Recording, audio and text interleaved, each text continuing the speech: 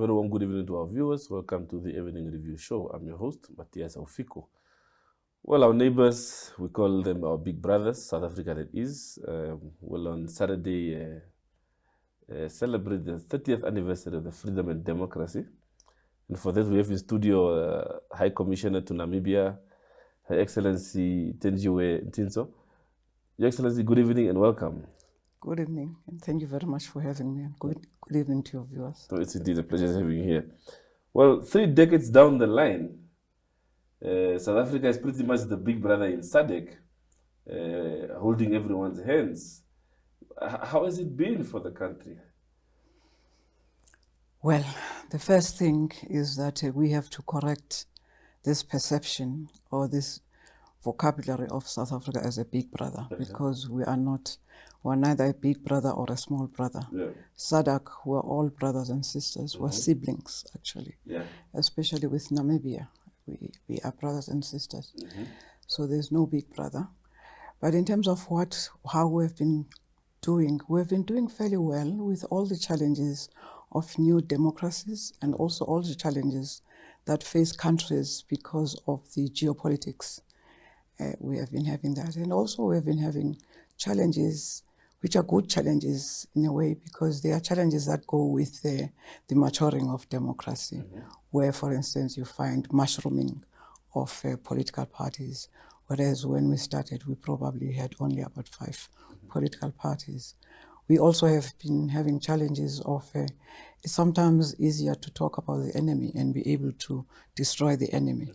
But when the enemy is faceless, which is the poverty, crime, inequality, then that becomes a little bit difficult to face.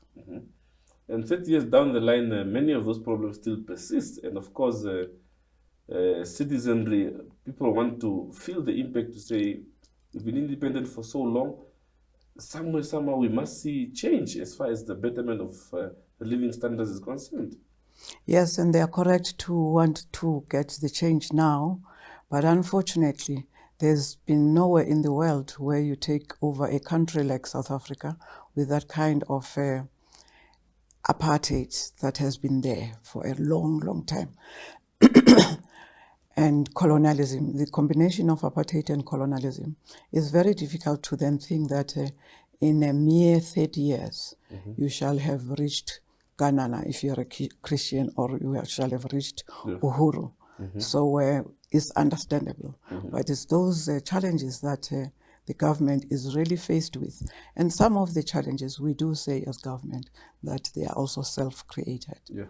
But they are challenges and they are being addressed from the question of, for instance, question that now is facing us, shortage of electricity, shortage of water, shortage of houses, unemployment, especially for the youth, inequality, especially for the women. All those are the challenges that face us. You would perhaps see that even in Namibia, you sort of hear this in pockets where people are saying, it seems like the government in charge are not doing much to improve the lives of people. Some are even saying it seems the life under apartheid was better. What do you make of those type of talks? I usually come from the era of struggle, and I was also in the struggle. That's why I spent more than 20 years in exile. I usually empathize, but also feel that what is necessary is to educate, especially the young people, because when they say it was better before, they don't know what before was. They just see what is happening now, and their measurements is just they are measuring probably with a neighbor who happens to be a little bit richer than their own homes. It is a painful thing for us, both Namibia and South Africa, that even today we have not been able to reach the goals that we had set ourselves. And as I was saying earlier, that it's not yet Uhuru. But nobody ever actually said how many years would it take us to get to this Uhuru. And the second part is that it's not as if those that brought us to the situation where we are have stopped trying to take us back to where we were. Whether it was the colonizer themselves in South Africa who are holding on to investments, for instance. don't want to invest, they are on a slowdown on investments, or whether it is actually some of the international communities or countries that didn't want to see a particular kind of development in countries like Namibia, like South Africa. So they would have their agenda that is continuing, whether it is continuing openly or subtly, but it is continuing. And sometimes we fall prey to this because we cannot manage, we cannot have the resources we want. So we go to them to ask for these resources. And sometimes these resources are conditional, on condition. And sometimes it's not even said that it's conditional, but you sense the condition. You see what is happening. One example, a simple example, we are faced with COVID the world over. Rich, poor, black or white. But the developed world has got, the means to get medication or whatever that was needed. But then they have the apartheid, where it's not being distributed, it's not being given to us. And when it's given to us, it's at a cost that is probably 3 times than what it would have cost had we been in the EU, as an example. So we don't have the ways and means of producing our own, but those that have hold it back. And yet then later on, they are then going to shout, for instance, we as South Africa, oh, South Africa has this. And the other side is the fact that South Africa discovers different kinds of COVID because our scientists are advanced. Then it's shouted, it is in South Africa. We have discovered it.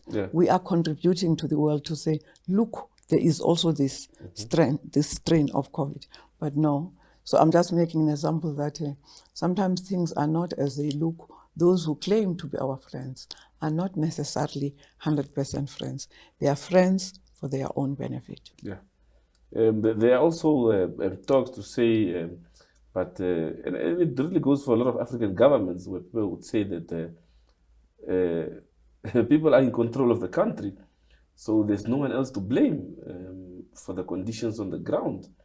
You say that maybe those who are propagating apartheid, they are still active within the system, keeping on to investments. But who's the one that's sitting on the decision-making table? The one that is in charge is an African man. So we can probably 1 or 2 women is an African man. However, you work according and with the conditions, that the environment that you find yourself in. You get to rule the country like Namibia or South Africa.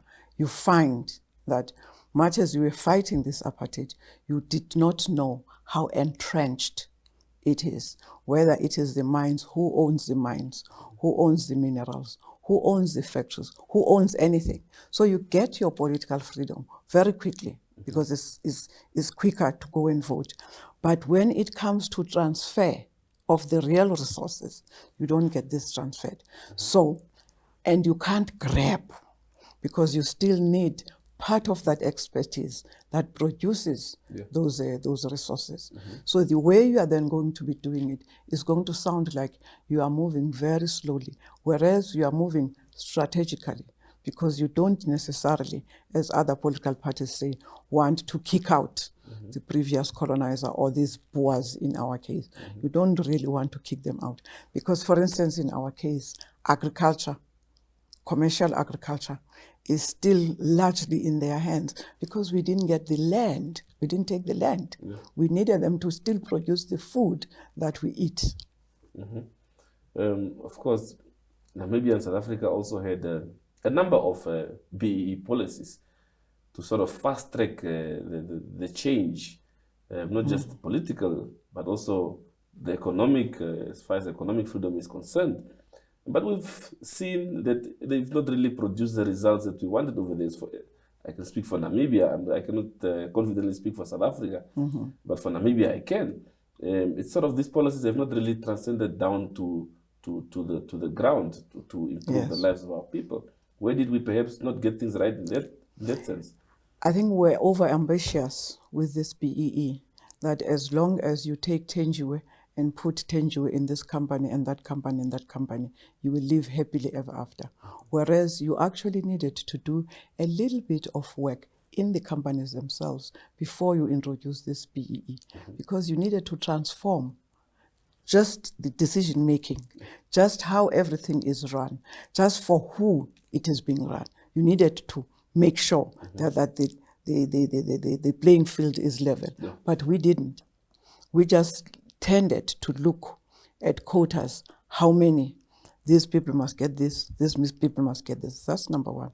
But number two, you didn't ensure that Thenjiwe that you are saying deserves to be there, has got the skill and the appetite to do these things. Yeah. And also has got the ability to say, yes, I've made this million. Now I should invest even some more. But Thenjiwe has never had a million before. So Thenjiwe, what does she do first? She goes to buy a very fancy car. She goes to she takes her children to the private schools. She does all these things. And in no time, that Thenjiwe was supposed to have had this company. The company is down. And of course, you are not necessarily getting cooperation from those who think that what Thenjiwe has should have been mine. Yeah. It should have been given to me. So it's something that in South Africa now, we are reworking and rethinking this notion of a BEE. We had put it an extended BEE, a long is. But now we're looking at exactly how strategically, with the experience of the 30 years, where is it that we went wrong? Yeah. And we need to do that research and make it a point that this BEE is not a benefit for a few individuals. It's a benefit for everybody. But of course, when we have these programs, there would be opportunists. You cannot avoid them. Those that would then say, it's my time, let me eat. Yeah. So they eat very fast and very quickly.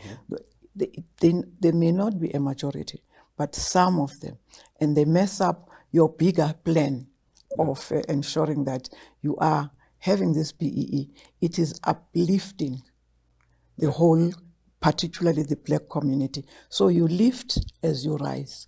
But sometimes you find the opportunists who rise and kick as they rise, not lift, they kick as they rise.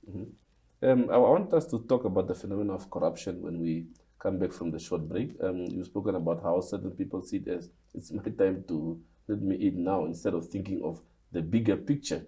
So I just want you to gather your thoughts around it when we're back from this break. Yeah. To our viewers, we head for a short break and we'll be back to continue this conversation.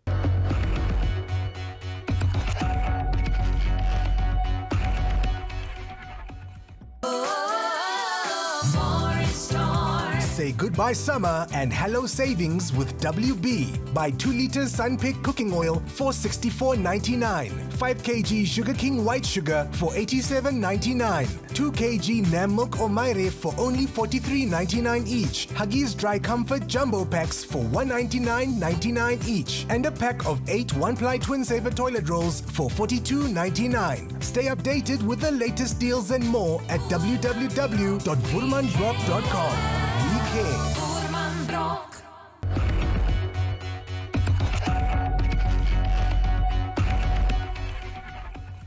Welcome back from this short break.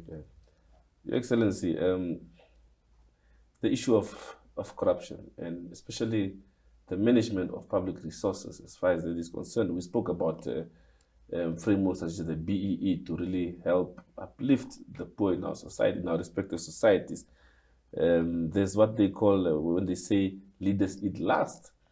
You've mentioned now where you say that there are those who feel that when they're in positions, let me eat now because I'm here now.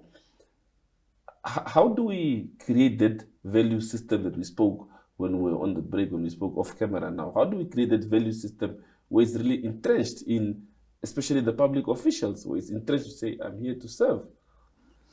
I think there's probably a generation that is already a lost generation, like my generation, who are too old to learn better things. So if we are corrupt now, in my age of 73 as I am, then it's very difficult to think that you can change me. But you can still continue to show what destruction I'm causing with my corruption, even if it's not corruption, but not doing what I'm supposed to do. Yeah. But the generation we've got to focus on are the children and our young people, because Africa has got that advantage of it has got the young people. So the young people have got to be reoriented from what we are. Some of us, not all of us. So that corruption, they should not be looking at, I must get rich fast. And secondly, they should move away from this notion of amassing is what identifies you, that makes you important in terms of how many cars, how many. They must actually have the principle of, I must value the next person, ubuntu, which is, I am here because you are here. And your injury is my injury, because I cannot be rising alone in a community surrounded by poverty. So I've got to make sure that I lift as I go up. But that can only be transmitted to our young people. Our young people must not begin to worship amassing goods, amassing so-called wealth. Material wealth is not the worth of an individual in our African society. Material wealth is, what are you worth as a man or as a girl or as a woman? So that's the material wealth. And we've got to work very hard now with the young people of today. Yeah, of course, as much as South Africa is looking forward to 27 April, there's also an eye on 29 May when the country goes to the polls.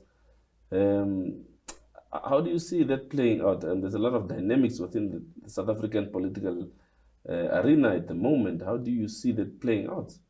I'll start with the 30th, because that's where we've got to be celebrating. 29th is an incidental thing of our democracy. 30th of April, not 30th, the 27th of April is the most important day for us. And it's not only for ourselves, it's also for Namibia and the continent. It should always be remembered that we would never have achieved our democracy, our freedom, had Namibia not been free. Because it was Resolution 435 in the UN that pushed the Boers to exit Namibia. And it was also the Kwicho Valley in Angola that pushed the Boers to get out of Angola, and that made it possible for us as South Africans to get free. I always want to emphasize this, because the younger generation looks at South Africa and thinks that it is glamorous and all those things, and yet it is Namibia. South Africa is just a bigger Namibia. Had you not been there, we would not. So this time, we are celebrating the whole year through. We are celebrating these achievements, starting with our gala dinner, with our film festival, and we're showing films that are very critical, like Mandela, like the ones from Namibia now, the old age is getting in. But those 4 films, Sarafina, are very educative for young people. And we're going to have a debate in June, a debate between high schools, 4 high schools, for young people to tell us what is their life, how do they see their life, how do they see their present, their future, and how do they deal with their past, so that we can hear from them. And then we have our Nelson Mandela Day, which is going to be on the 18th of July, where we'll be celebrating 2 icons. They are my favorites. Mandela, Nelson Mandela, and Toivo ya Toivo. They are these icons and these comrades who spent so many years in jail.